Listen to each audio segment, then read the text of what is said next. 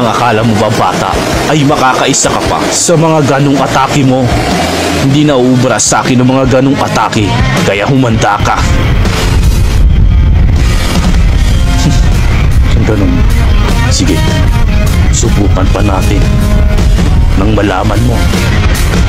Pagkakataong ito, ang dalawa ay nagsusukatan na nga sila ng lakas kung hanggang saan na nga lang ang kaya nilang ibigay.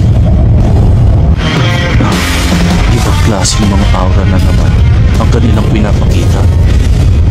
Anong klaseng mga abilidad pa ba ang kaya nilang ilabas? Ibang klase ka rin, Pariston. Ibang klase rin ang kaya mong ilabas sa pakikipaglaban. Pero sa tansya ko, mas mahusay pa rin si Jing. Sa kabilang banda naman ay makikita naman natin dito si Illumi at si Chrollo. At wala na nga silang nagawa kundi ang panoorin na nga lang itong si Pariston na nakikipaglaban kay Gon. Manta ka na ngayon, bata, dahil sa pagkakataong ito hindi na kita pagbibigyan.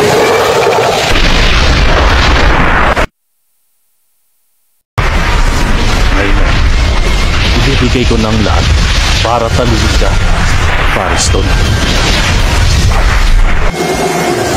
At ganun na nga rin ang ginawa ni Gon. Ibubuhusin na nga ang lahat para nga tapusin ng laban.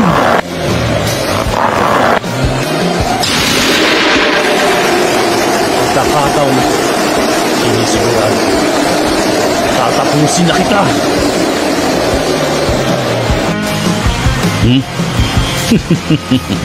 Kahit na ano pang gawin mo, bata, hindi ka mananalo.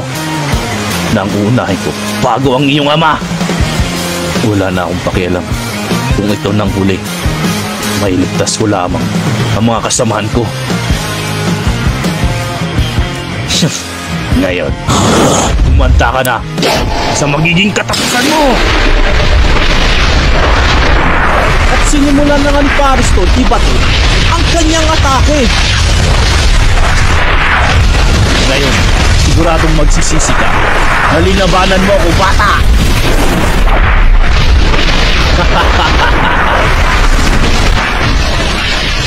At ito na nga ang napakalakas na atake ni Gon. Niso ka naman ay natutulala na nga lang dahil nga sa tindi ng labanan na nakikita niya.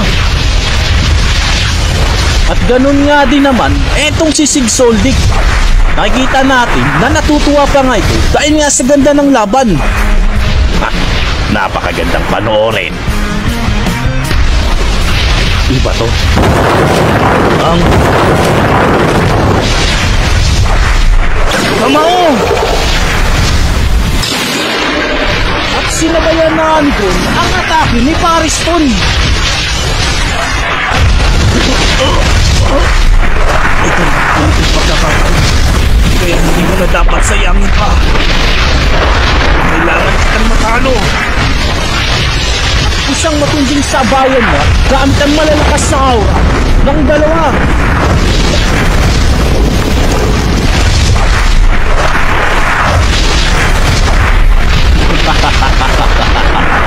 Aba, may maibubuga ka pa pala, bata.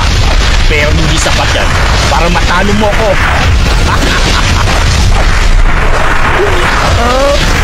Bakit yan? Napakalakas niya pa rin kahit napuruan.